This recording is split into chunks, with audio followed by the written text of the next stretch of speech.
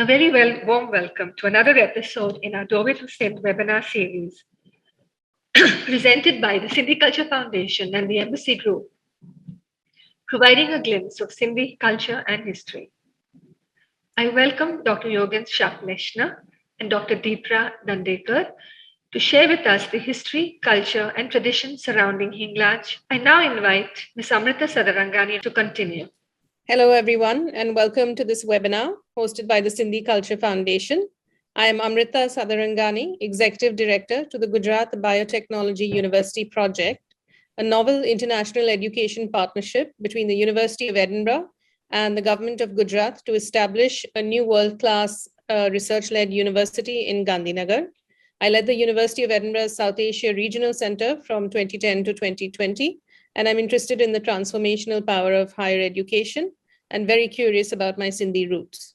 I'm very pleased to introduce Dr. Jürgen Schaflechner, who is a research group leader at the Department of Social and Cultural Anthropology, Freie Universität Berlin. He did his PhD summa cum laude from the Department of Anthropology and the Department of Modern South Asian Languages and Literatures on the topic Hinglaj Devi, Identity, Change and Solidification at a Hindu Temple in Pakistan. Dr. Schaflechner was a visiting scholar at the Department for Study of Religion, Harvard University in 2010, and a global fellow at the Princeton Institute for International and Regional Studies from 2017 to 2018. Dr. Schaflechner studies the political and social movements of religious minorities in South Asia in the era of social media and communicative capitalism. His work focuses on culture and post-colonial theory, religious and ethnic minorities in the Islamic Republic of Pakistan, the social anthropology of martial arts, and the role of documentary film in ethnographic research. His publications include Hinglaj Devi, Identity, Change and Solidification at a Hindu Temple in Pakistan, Ritual Journeys, Pakistan, Alternative Imaginings of the Nation State, and he is editor-in-chief of the journal Dostoyevsky, the Audiovisual South Asia. He has also filmed, edited, and produced documentaries surrounding the various topics revolving around Hindus in Pakistan.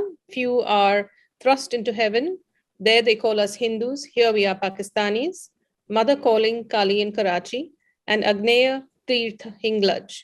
I'm also very pleased to introduce and welcome Dr. Deepra Dandekar. Dr. Dandekar has done her PhD in archaeology from the Deccan College Postgraduate Research Institute, Pune. She has been a research fellow at the Leibniz Zentrum Moderne Orient since 2020. She is also a steering committee member for the Hinduism unit at the American Academy of Religion since 2020. Dr. Dandekar has been an associate editor of the international peer-reviewed journal, Nidan, International Journal of Indian Studies, since 2021. Her work focuses on the topics surrounding cultural studies, gender studies, feminist theory, and South Asian studies. Dr. Dandekar has a number of publications in leading journals. To start the discussion today, I will invite Dr. Dandekar to say a few words about the topic under discussion. Thank you. I want to begin by thanking Doorways Through Sindh for giving me this opportunity to speak about Jürgen's rather paradigmatic work on the shrine of Hinglaj Devi. The most impressive part of this book for me is the way in which Jürgen applies Lefebvre's theory of spatialization to the production of religious spaces, especially Hindu religious shrines like Hinglaj in contemporary Pakistan. The spatial question of Hindu shrines in Pakistan is then additionally accompanied by mobility and pilgrimage, in this case, that involves the crossing of international borders in what is considered hostile territory. The book delves from the side of Indian pilgrims. The book delves in significant detail into the production of truth claims represented in what are layered, organized spaces, communities, and their experiences of pilgrimage. It is a continuous process of formation and dissolution that produces the shrine as a constantly changing palimpsest that reorganizes itself endlessly in terms of spatial representation. Jürgen has applied Lefebvre's three-way dialectic theme to ordering spaces to the study of Hinglaj in terms of its practices, conceptualization, and imaginary, and he demonstrates how this complex interplay serves the political purpose of presenting the shrine as eternal and a universal space. Finally, the book further explores questions of post-foundational solidification and hegemony that tries to consolidate the narrative, history, experience, and rituals of the shrine in accordance to 19th and 20th century Hindu reform ideas in India and Pakistan. While the book details these processes of spatialization as they take place in Hinglaj, processes that Jürgen writes never really stop, this book on Hinglaj is at the same time much more than a case study. I would propose that in the way Jürgen has applied spatialization to an exploration of Hinglaj, written engagingly and very lucidly, the book constitutes a model for exploring the production of religious shrines in the whole of South Asia. That is not just limited to Hindu shrines. There are some facets in the book that resonate with my own research, ongoing research in Western India, especially Maharashtra, that is in spatial and cultural terms perhaps closer in some ways to Sindh than other far-flung regions within Pakistan itself. There are many Hinglaj shrines in the coastal regions of southern Gujarat and Maharashtra. I found an early reference to Hinglaj also in Baba Padmanji's autobiography that was originally published in Marathi in 1888, but which had many subsequent editions and translations into English and other languages. Padmanji was an early firebrand Indian convert to Christianity who was based out of Mumbai and who, due to his conversion, took a deep polemical interest in Hindu shrines. Padmanji in his autobiography describes the shrine of the goddess Hinglaj, or Hingulja, as she is known in Marathi, in Aden. This was in the year 1847 when Padmanji went to Aden and was that time part of Bombay Presidency. Padmanji's father was posted at the time in Aden as a British government servant, and the entire family traveled and stayed in Aden for a few years. Padmanji describes Hindu life in Aden and describes how the Hindus worshipped the goddess Hingulja or Hinglaj, who was said to be manifested in a crack in the rock in the desert. They subsequently modified her shrine, and they would visit the shrine in pilgrimage processions, carrying offerings with them. Apart from Padmanji's early descriptions, the upper reaches of coastal Maharashtra and South Gujarat are dotted over with many small Hingulja shrines, or goddess shrines, who are called Hingulja by some communities who worship there.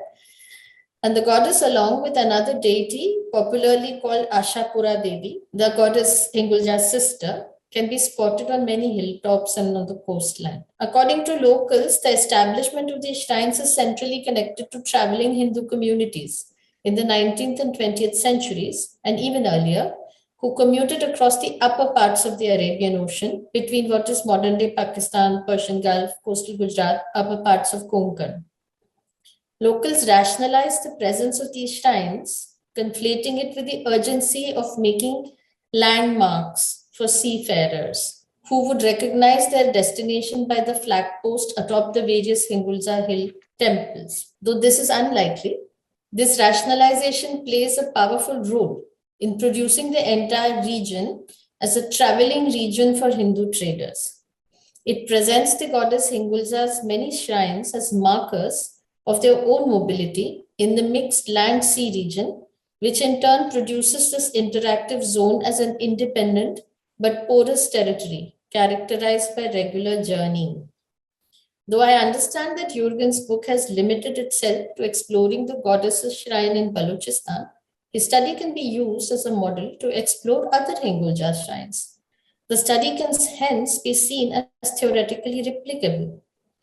Also, the networks between different Hingulja shrines can be independently explored in terms of a larger spatialized constellation of an interconnected web in Western India that has shrines as its nodal points for communities who travel between them.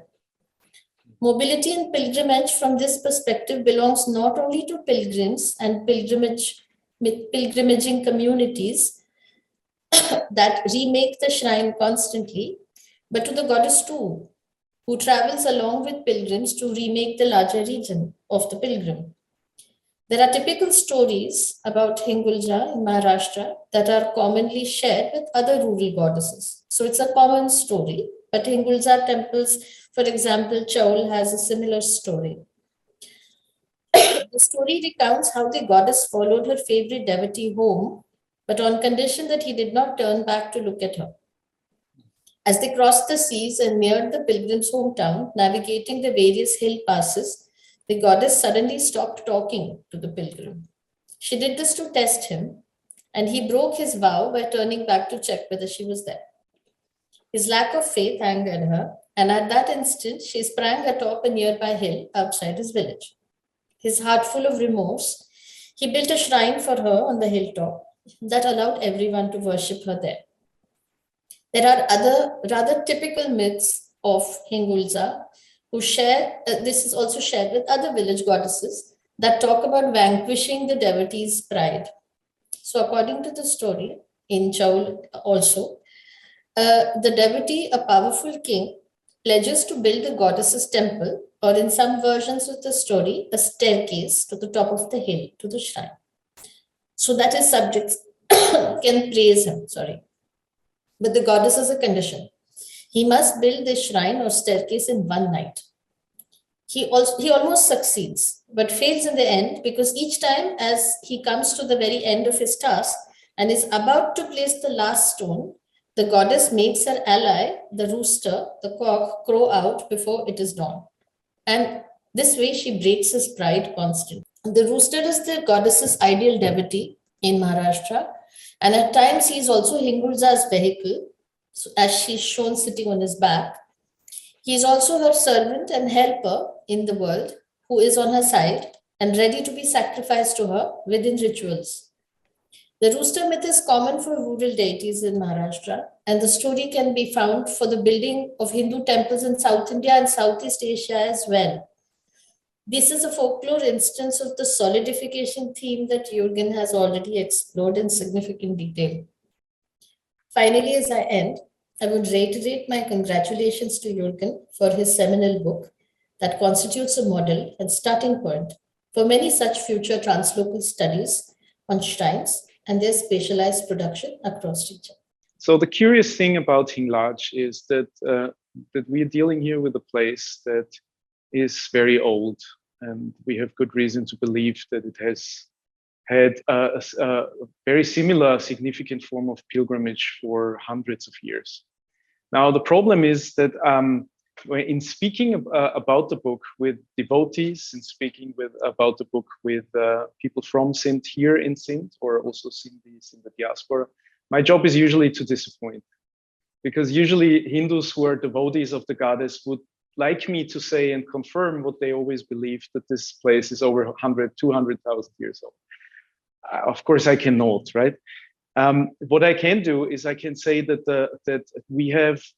I have very, very good proof that the place has been first mentioned between the 9th and the 15th century in Sanskrit already. Sanskrit being like the large religious language, bringing together so many parts of the South Asian subcontinent. So that's certainly there, and it's probably older than that.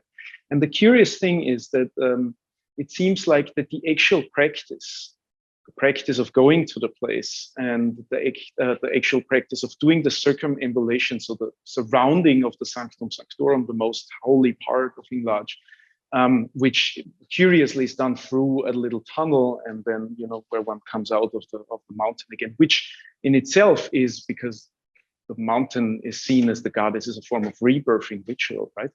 That this practice has been there for quite a long time.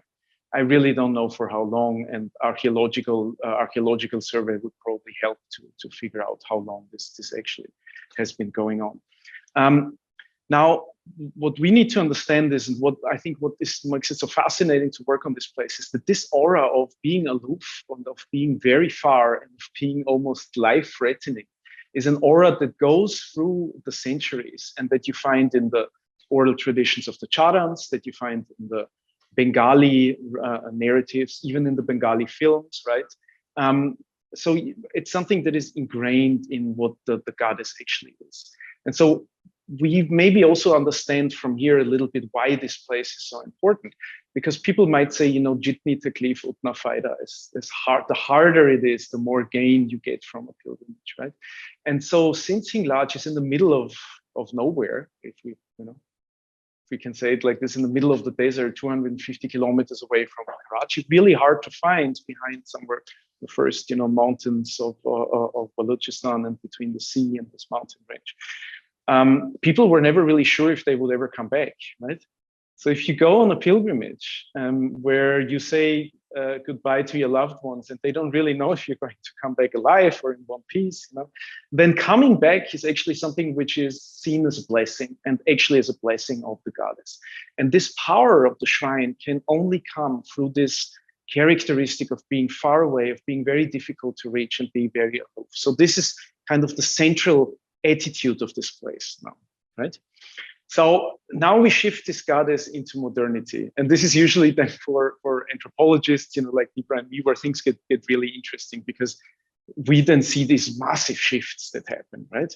So one of the main questions that I had when I started working on this place was, how can a place that always has been defined by being extremely difficult to be reached, how can this place then be pushed into a time where you can sit in a car and now comfortably from Karachi, from where I'm actually right now, door to door, so to say, you can reach Hinglaj in 2.5 hours, right? What happens to this aura of mystique, so to say? And the curious thing is, and this is what I tried to talk about in the book, is that interestingly, this led to what I call the solidification of the tradition, which means that in a very short period of time, let's say in the beginning of, or in the middle of the 80s, until let's say now, 30, 40 years, there we see a lot of rapid shifts in not only the practice at the shrine, but also in the narratives about the shrine. And also, and most importantly, in the way in which the ritual space at the shrine was constructed, was understood, right? And so the shift from Hinglaj, that I think is the most significant, I think that we need to start thinking about this, it shifted from a very mobile kind of pilgrimage, where most of the emphasis of the pilgrimage was on the day-to-day grind of walking through the sand, of walking in the desert heat of Balochistan, and then being at this place, right, for a few days to drink some water, get the puja, relax, and then go home, to a very sedentary practice. So the practice shifted from on the way, from wherever you wanted to start, and you could start to go to Hinglaj from Gujarat, from Maharashtra, from Bengal even, right? So from this shift from walking and the mobility and the places of the sacred landscape that one has to cross through, to clean oneself of the sins, before one is able to stand in front of the goddess, to a sedentary ritual where somebody sits in a car and then comes to the place and then is actually already there, right? So, and these were the shifts that I looked at in the book. I was reading that the shrine is not only important to Hindus, for the Muslims, this is Nani Mandir, the shrine of Bibi Nani. Can we talk about, the shrine and how sort of the goddess converges, whether it's from the Muslim tradition, the Hindu tradition, and why do you think that is the case? The place is also called Nani Mandir. In Balochistan locally, it's called Nani Mandir, and also in Sindh, in some locations people would refer to it as Nani Mandir. So the curious part of Hinglaj or Nani Mandir is that it was what we could call a shared shrine for a long time. Now, if this is a proper definition or not, or if kind of the colonial a taxonomy machine kind of then was put over South Asia and then, so to say, forced people to think in these different separations, that's a different discussion, right? But for this moment, we can say that in history, there was certainly a part, a certain time frame where Muslims from the Sikri community, Sikri Muslims, would go to this place and refer to it as Pir. So as, and there are different stories, either as the nanny of Hazrat Ali, right? As the wife of Hazrat Ali. So all of these stories change, whomever you ask. What is certainly true is that the local Sigri Muslim community saw the place as being a graveyard for a holy figure, whoever this holy figure might be. Right? Now, what happened in the 80s when the Hinglaj Shiva Mandali took over the temple organization was a very curious thing. They started to make the place their own, and so to say, in their own understanding of what the real tradition is, right? And this is a part of the which I found fascinating to research and to work on, because you could see that within a few years, this kind of shared site, this wide landscape of religious narratives, but also this spatialization, the room for Muslim piety, for Muslim religious practice was completely covered over. And that's very interesting to see. If you look at the picture from the 90s, just a few years ago, then you could see that the Sanctum Sanctorum, the holiest of Hinglaj, actually looks very much like an oblong stone, like a very typical Muslim grave that you would have here in this area and also in other parts of South Asia. Whilst the stones on top that are now, kind of foregrounded as the head of the goddess, relating to this history of in Hinglaj being the place where the head, the Brahmarandra, the upper part of the head of the goddess Sati has fallen. These parts that might resemble this upper part of the goddess, these have been foregrounded, right? So what does this mean? So in the 90s, we had a very prominent Sigri Muslim, let's say, Sigri Muslim kind of feel to this place, because we still could see that the Muslim community why they would refer to this as a grave, because it looked very much like a grave. And in the 90s, the Hinglaj Shiva Mandali made it very much Hindu, in the sense that the impression of that someone walks towards a grave has completely been backgrounded through certain patterns of tiling. And the idea of any kinds of patterns that more resemble a head have been foregrounded. So what we see in a very recent decades is a Hinduization of a formerly shared shrine in the Islamic Republic of Pakistan. And this is in itself, I think, a very curious kind of shift, because usually in Pakistan, we usually see, Lal Shahbaz Qalandar would have been, as many historians say, a place of Shiva worship before. So was Lahutla Makan, would also have been a place where one would find a Shiva Linga still when somebody climbs into the cave. So there are all of these places which have been Islamized to a certain extent, but Hinglaj is one of the few places which have been Hinduized within the time of the Islamic Republic of Pakistan, and I would say also within the last, let's say, 30 to 40 years. And that's curious. Now, is that good necessarily or not? That's a different question. I'm not here to answer this question, right? But it is a fact that the Hindu community very much made it their own, and very much made it properly Hinduized it. Now, what does it mean to make it properly Hindu?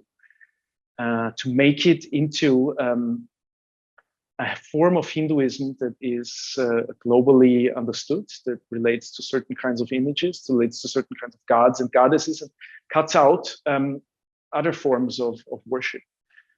Muslim forms of worship, for example, Muslim narratives of worship, for example, right? And this is this process of solidification that I try to talk about in the book, this solidifying the tradition as a form of solidifying it, not only as being Hindu instead of Muslim, but also as being a particular image of the particular religious imagination of one particular caste, that being the Lohana community of the district of Las Bela.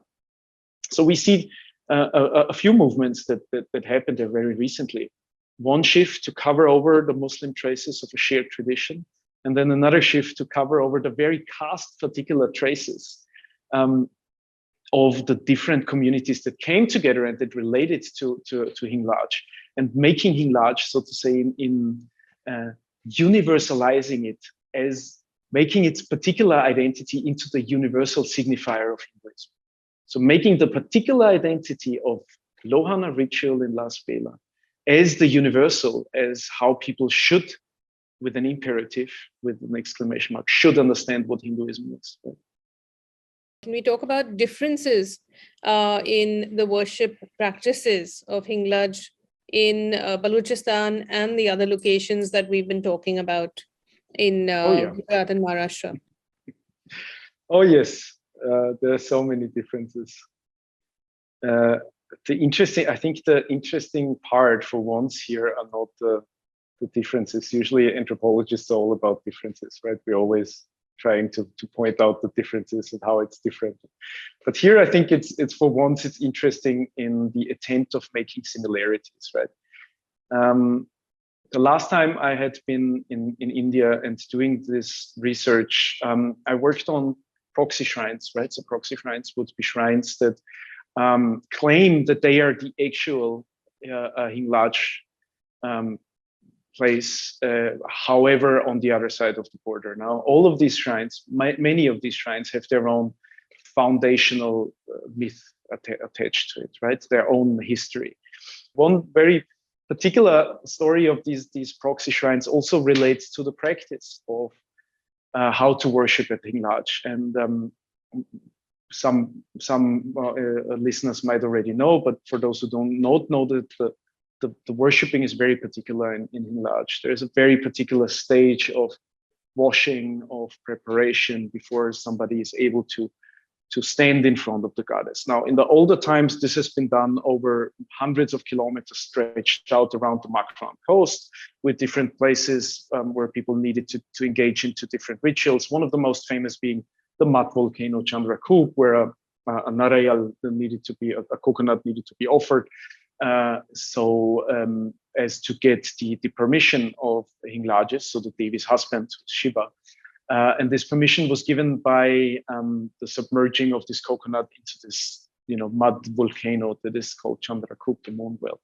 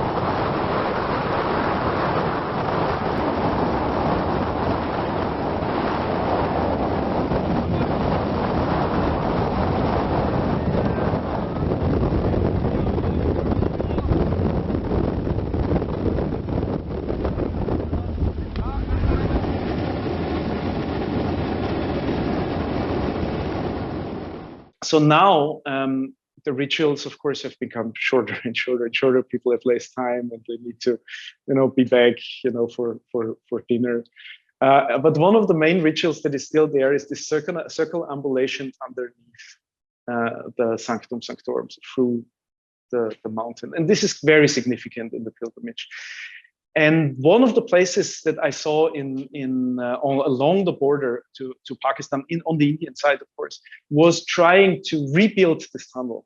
And the gentleman that I met at this point, and this is a decade ago already, I hope that he was successful in his endeavor. He was, when I visited the place, was building a tunnel artificially out of with wood and stone, so that the devotees who would come to this temple, which of course he also established because the goddess came to him and said, so many of my devotees want to go to Balochistan, but they cannot go because of the border. So you need to establish this temple so that my devotees can come and see me and I can see them. And after this dream, he built this tunnel so that when the devotees would approach Hinglaj, they would need to go through this tunnel, bow down, go on all four, as it is in Balochistan as well. And so this is something that I find fascinating, right? These kinds of similarities. Well, this particular ritual was kind of reduplicated, was kind of redone, and people tried to make a very similar ritual practice in India as well. I think this proxy shrine is very interesting because You see this very commonly for Sufi shrines in Western India as well, that there are empty shrines, and it's supposed the saint follows the devotee home, or there is some amount of commemoration. This is something that one devotee explained to me, is like how you own many houses and you can go and stay in any one of them, and each is equally true. And you can be at all places at all times to bless all your devotees. And so this idea of proxy shrines, is quite popular also among Islamic shrines. And you have the Nagore Dargah, which is in Tamil Nadu. You have so many Nagore Dargahs in Penang and Malaysia and Singapore, for that matter, with Tamil Muslims. That's a good story. You will like the story, Deepra. So obviously I had all of these interviews with people at the shrine. So what do you think about the shrine, and is this all of this sukoon that was promised to you, all of these texts up to Bonchke. So tell me what's going on. And people were very often disillusioned, and they were like, no, there's so many people now here, they're like somebody's showering over there, and they are eating roti over there, and there is a child, that yells in the background, because now everybody can go. So thousands of people there. So one of the pilgrims that I met there said made a very interesting remark relating to what you just said about the proxy shrines. He said, listen, if you actually want to go to see the goddess, you need to go back into the hills to Chorasi, which is one of the, the slopes in the actual valley of Hinglaj, where you will find a kund. And then you bath in there, and then you will see the goddess there, right? So the association is that even within the confined space of Hinglaj in itself, it came to this proxy shrine, where people were like, "Mujhe koi sukoon nahi mila, to haan aap upar jaake wahan bhi 2 kanton ka rasta hai, wahan aapko devi mil jayega zarur." ठीक है? So this is this idea that you always need to put something in, to actually some effort in, to be able to see the goddess, right, and to be able to talk to her. And another story. So in these festivals, so the Mela of Hinglaj is in April, in the beginning of April, right? So it should be around these days. It used to be at least around these days, right? So why was this?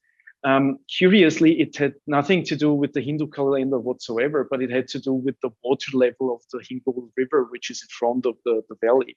And since it was in the desert, people first with camels and then later with the jeeps were not able to cross the river when it had a lot of water. So they needed to wait for a certain time, right? April apparently was a good time to cross the river. Now, the Hinglaj Seva Mandali made this into the main festival in April. And this main festival then started to first attract 40,000 people, then started to attract 50,000 people on this weekend. And now the last time that I asked in 2019, we were already at 1 lakh, so 100,000 people that came over these days. And interestingly, the head of the Hinglaj Seva Mandali also said that they want to shift now the date more towards the date of Navratri, to actually have the ritual calendar synchronized with the pilgrimage in Hinglaj, right? But originally it was not like this. It was not according to the calendar, but it was according to the water level. I see this shift in many Hindu shrines in Maharashtra too. The sort of annual festival that used to be there in April, this is Chaitra Navratri, and the basic sort of farm produce and things that used to be given. So many now want to shift to the autumn Navratri. So this is also a way of social mobility. Where, so where the goddess, when she's propitiated or worshipped in April, she's connected with skin diseases, all the summer-related diseases, diarrhea, and in earlier times, cholera and pox and the heat and all these Mahamari kind of contexts. She used to be connected with that in the summer months. And then they shift to the Navratri, where she becomes the benevolent goddess, where she can be connected more with Durga and things like that. So I think the shift of the goddess festival, which was much more about seasonal and agricultural and other concerns, have also started becoming more mobile towards October, saying ये this Navratri नहीं इतना important नहीं, तो आप अक्टूबर में आइए madam, फिर आप देखिए क्या होता है. It's अब तो ये तो छोटा सा, ये तो जो यहाँ के farmers हैं वो कुछ दे जाते हैं, तो इसमें इतना important नहीं है, आप अक्टूबर में आइए. It's so interesting because also people speak in Bollywood tropes for explaining, I feel. And it reminds me of a case. There was this at a Sufi shrine. So I asked this Mujawar that how come there are so many stories? Such kya hai? So he said, you know, you go inside the shrine and you will find that it's decorated with little mirrors, you know, many mirrors everywhere. And I said, yeah, iska raaz kya hai? So he said, aapne wo Anarkali wala song dekha hai Mughal-e-Azam ka? And I said, it's was iconic. So he said, उसमें क्या होता है कि वो प्यार किया तो डरना क्या में वो नाचती जाती है and she is challenging the emperor by saying that my love is greater than your siyasat. And this truth speaks to him from millions of mirrors. So it's not just Anarkali herself who is challenging, but it's so many mirrors that he keeps looking at and grows angrier and angrier, because in every mirror, it's a different vantage point. It is her, but yet also not her. It's her reflection, which tells him that million truths, million times. So truth तो एक ही है, आपका देखने का नजरिया जो है वो अलग अलग हो सकता है. तो आप जब आती हैं अंदर तो आप देखिए शीशे में आपको खुद दिख जाएगा कि आपका नजरिया क्या है. I thought it was intensely anthropological. It's a fantastic story. I love the story. I'm going to spoil the story, unfortunately, because the interesting thing is, you know, we talked about this, Deepra. You know, the mere fact that you say the truth is plural does not really make you step out of the truth claim circus, so to say, right? So, agar aap kehte hain ki haan ye kahani hai, yehi hai sachi baat jo bhi hai, or if you say all of them are true, both of them are a form of truth claim, right?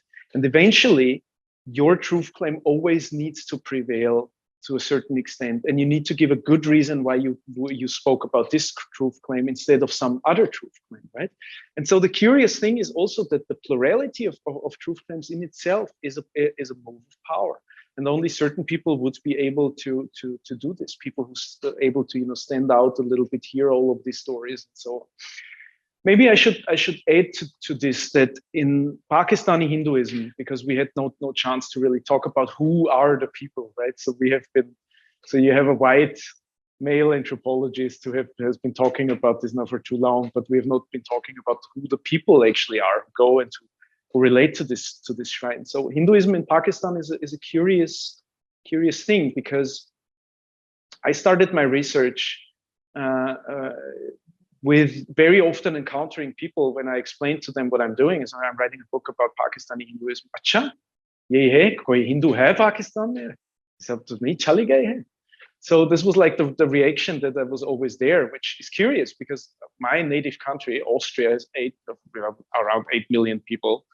Hindus in Pakistan are also 8 million people. So it's a significant abadi, right?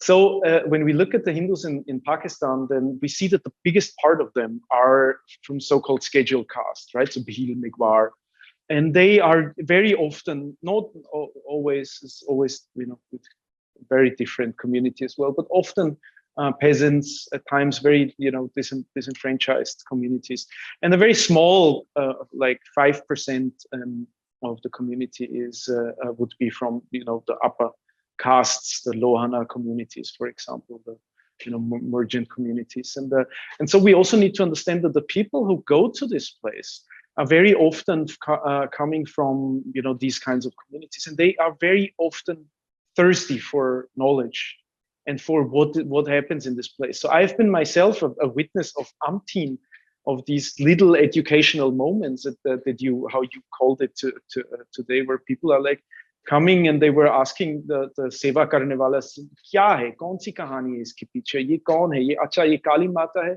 aur wahan kya pakri kaatna hai, idhar pakri nahi kaatna hai, kyon?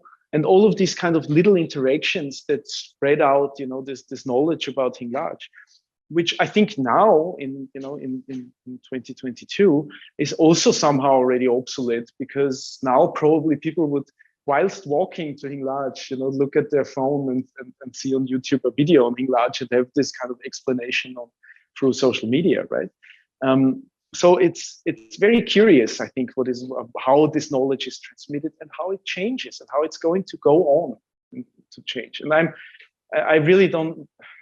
I'm going to go soonish, but I'm really dreading my next time when I go to Hinglaj, because then I probably realize that I would have to write another book, because so many things have already been changed, right? Wow. Can you tell us a little bit about what drew you to the study of Hinglaj? So the story is very simple. I was starting my PhD, and my then supervisor suggested to me that I could either go to Bangladesh and work on Bangladesh or in Pakistan. And I wanted to work on Pakistan from the beginning. He had been fascinating with this place, and I actually wanted to work on Hindus in Pakistan. So I thought, chalo theek hai, it's good. It's always good to work on places in medias res, in the middle, and start and then see what kind of stories evolve around from there. So this was unfortunately very underwhelming kind of beginning for very exciting research. What does Hinglaj mean to you, if I could ask, and open the question to both of yourselves? So Hinglaj was basically a form of coming of age for me. I had, if I had to phrase it probably in the language that Rajendra Singh, whom I now also, अगर आप ये देख रहे हैं भाई, आपका बहुत शुक्रिया जो आपने किया है मेरे लिए, बहुत बहुत शुक्रिया. हो सकता है कि आप अभी देख रहे हैं. So in the language of Rajendra, who was a very, very, very pious and very loving devotee of the goddess, I asked him the same story. I was like, when you come back from here, it was because he's in Jaipur, and he was able to go and come back, right? And I asked him the same. What does it mean for you? He's like, she gave me everything. Look at me, I have made a temple here. I have become, a person that the community looks up to now. My whole life has changed because of her. And so I think I can answer in the same kind of way that I say, she gave me everything, because I learned a lot of methodology. I started to learn a lot about the traditions here. I really had the chance to go deep into a certain material that I found fascinating. I was able to learn one or two languages in this regard, and I was able to make this PhD, which eventually, helped me this step to go on working on this fascinating tradition here in South Asia. So I'm going to quote my good friend Rajendra Singh, and I'm like, it basically opened all of the doors. Right? And so it means a lot, because it was a door opener, as it was, I think, for hundreds of years for many people who went there. For me, what does Hinglaj mean? It means a memory that I have of a young, very thin boy with a beard, a safety pin in his nose, in a piercing, red-rimmed glasses, dreadlocks, bicycle. Oh no. Oh. And it means the many years that I sat in colloquiums and listened with fascination to his growing immersion in his topic. The small little pictures and postcards of the goddess that surrounded his desk, that he kept sort of like a little shrine. And yeah, I mean, we are not very much apart in age, but it means pride in Jürgen. What he did something incredible. And as a person who's interested in goddess shrines and the formation of shrines myself, I write on Sufi shrines now, never-ending book. But yeah, I feel, what does Hinglaj mean? It means this boy. That's what it never been. For our audience at Sindhi Culture Foundation, could you, Jürgen, recount briefly, in your perspective, in your words, the story of Hinglaj? So the story of Hinglaj is very much the story of whom you asked, right? The story of Hinglaj and which story is told will tell you a lot about the person that you have put this question to, right? But over the years, one particular story kind of solidified in the time, and that's a story that is found in the Pita Nirnayana, right, which is around 700, 18th century, maybe it's the end of 17th century. And the story is that in the ancient or the mystical times, Sati was very much in love with Shiva, and she wanted to marry him, right? And Sati was of course the daughter of a king, so she had all the beautiful things in life, right? But Shiva was not interested in any of these things, and he just sat and meditated, right? And of course, her father Daksha was not very happy with that. Well, you cannot marry this man, and so Sati got very upset about the disrespect. And at one point, even there was a large ritual that the king organized, and everybody was invited, but Shiva was not invited. And because out of this disrespect, Sati jumped into the yajna, the fire, the offering fire, and burned herself. Shiva, with his third eye, heard about this tragedy and moved there immediately and started to take the body out. And when he saw the burned body of his beloved wife, then he started to dance, a terrible dance, the Tandava, and then there are different stories, but let's say that the dance was so wild and terrible that parts of the body were scattered all over the South Asian subcontinent, creating what Diana Egg would call a sacred landscape with all of these different body parts that fell. And so if we follow the Pita Nirnayana text and most of the devotees of Hinglaj too, then one of the most important parts of the goddess fell in this place, which is the Brahmarandra, so the upper part of the head, which fell there, making this Hinglaj as one of the most important of the Shaktapits, the seats of power of goddess worship. And so until today, when people go to Hinglaj, they can see this upper part of the heads. They are coming out Swayambhu, so khud bakhud out by itself, out of the stone.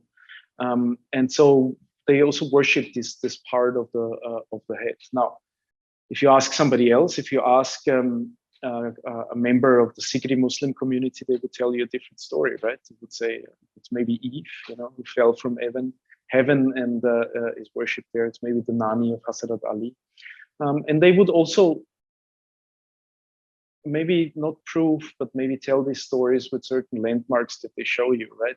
There would be a certain part, a certain stone that has been split in two in the valley that could only have been split in two by the mighty sword of Hazrat Ali, right?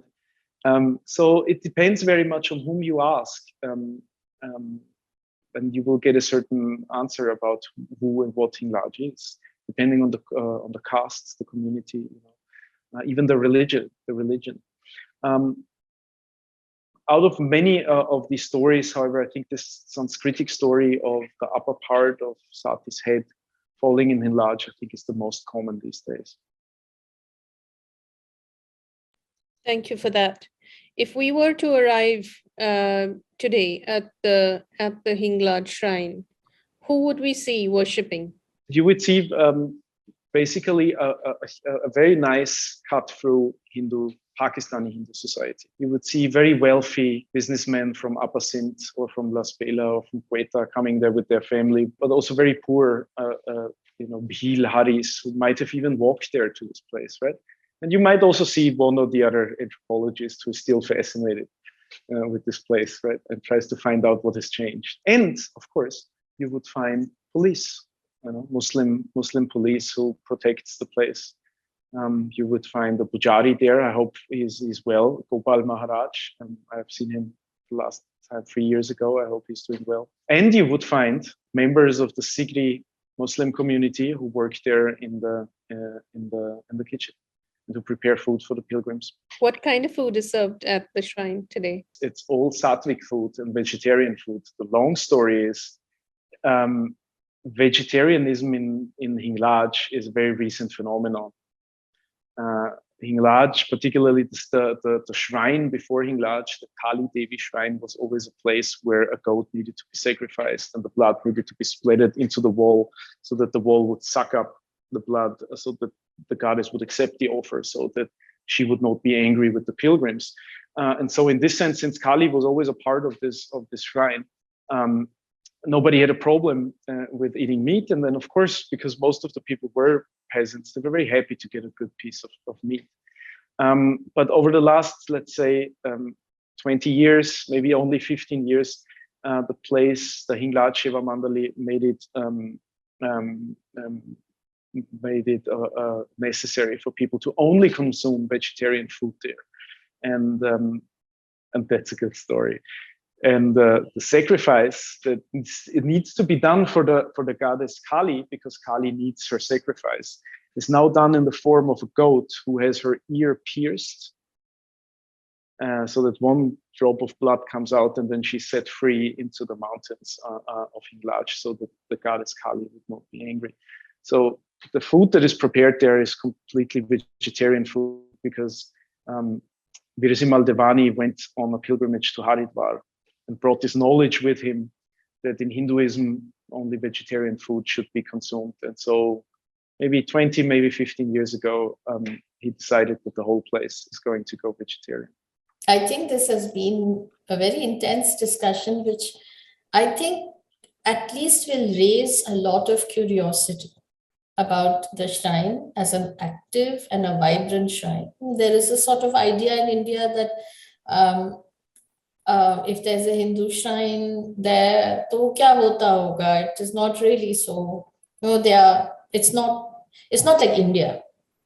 And with this discussion, there's been a very, very detailed description of how vibrant and how popular it is. And this has raised a lot of curiosity and interest, perhaps, for people to travel there or know more about it. Thank you so much. Any final words from you, Jürgen? No, thank you so much for the initiative and the interest in this place. I really hope that similar to Kartarpur, this is also going to open more in the future. Thank you so much. Thank you very much, both of you, for sharing your scholarly work, your perspectives, your I think your personal stories and your passions about Hinglaj and about the region, about the stories, how it connects into India, and what it means for Sindhis and other peoples, for us today and going forward. It's incredibly important that we learn more about it and that we're able to engage with this very important shrine, not only from a religious point of view, but I just think understanding ourselves as a society, as cultures, is so incredibly important for this to be part of our stories. So thank you very much to the Sindhi Culture Foundation for bringing us all together. Thank you so much, Dr. Dandekar and Dr. Schaflechner. अजब उतर पार दे ताड़े की तवार अजब उतर पार दे ताड़े की तवार हारन हर संभारा मुझा सरियाता संकार अजब मुझे यार वसन गावे सकिया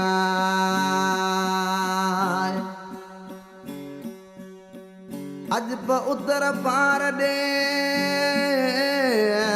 ओ अजब उतर पार दे ककर तो कार करे अजब उतर पार दे ककर तो कार करे वसे तो वड पुड़ियो कालक खंड भरे विजण निशान वरे मुझ सकार सुख दिए हो तो के सिंधड़ी सारे हो तो के सिंधड़ी सारे